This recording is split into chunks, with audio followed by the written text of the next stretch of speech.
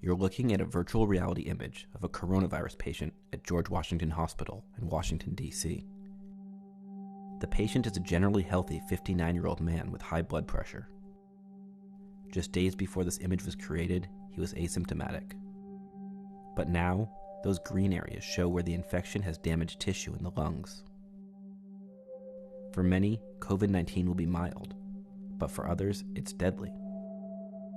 This video is about the latter path, how the virus kills. We'll start in China. 191 confirmed COVID-19 patients were in a hospital in Wuhan. 54 died. Of those 54, 50 had a condition known as ARDS. Acute respiratory distress syndrome is a condition that stops oxygen from reaching the organs. You have air hunger. It means that they can't breathe. There's a very strong correlation between the people who develop ARDS and the people who die. ARDS is not unique to COVID-19. It's such a long list of causes. Infection, people with HIV/AIDS, if you get into a big motor vehicle accident and sustain multiple injuries to multiple organs, that causes ARDS. SARS and MERS. Now, things that you inhale and that can be toxic can cause ARDS. Household bleach, war gases, mustard gas and phosgene. So the people who vaped THC that was contaminated with vitamin E acetate, and those patients were also developing ARDS. Here's what's actually happening when you get ARDS. When we breathe in air, oxygen goes down our windpipe and fills the lungs. Specifically, the small air sacs at the end of the lungs are the key to air exchange in the body. So that's why nature has created, or evolution has created, this the barrier is so thin, it's just a few micrometers in size.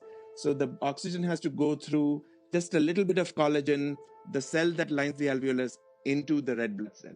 Once it gets into the red blood cell, then the blood takes it, back into the heart and from there to the rest of the body.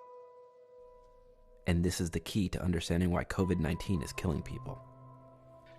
That entire wall of the air sac gets damaged by the virus. Think of it like a thick layer of paint on the inside of the walls of a room, or a thick layer of mold on the walls on the inside of the room. That's what it looks like.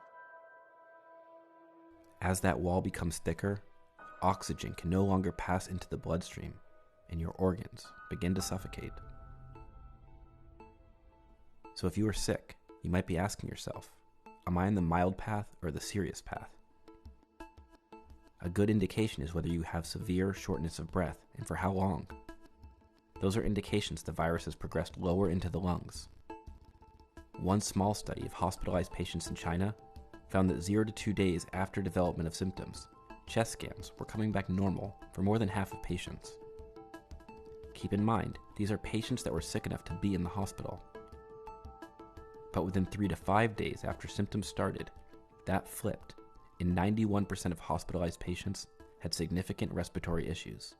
As you progress beyond that 7 to 10 day stage, that's when ARDS seems to be developing. And once it develops rapidly fast compared to ARDS developing from, let's say, another cause. And these patients seem to be doing much worse over a relatively faster period of time. Many people have mild or even no symptoms with the virus, but the longer COVID-19 affects your lungs, the higher the risk of serious respiratory issues.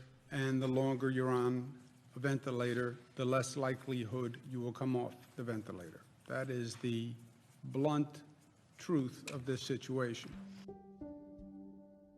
When I saw this on our first patient, and you see the extent of the damage and how it affects both lungs and various parts of the lungs. And it's much more striking, even for somebody who's been in practice for almost 20 years. And that's what happened to this patient. Just about 1 week after being at our hospital, unfortunately, he passed away.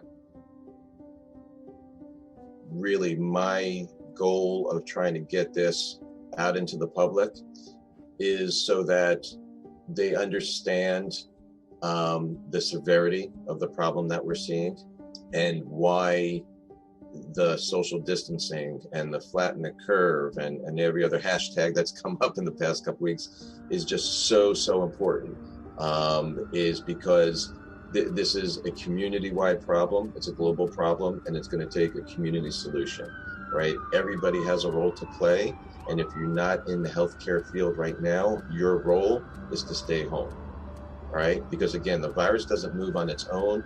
People move. People transmit the virus. And the longer you're on a ventilator, the less likelihood you will come off.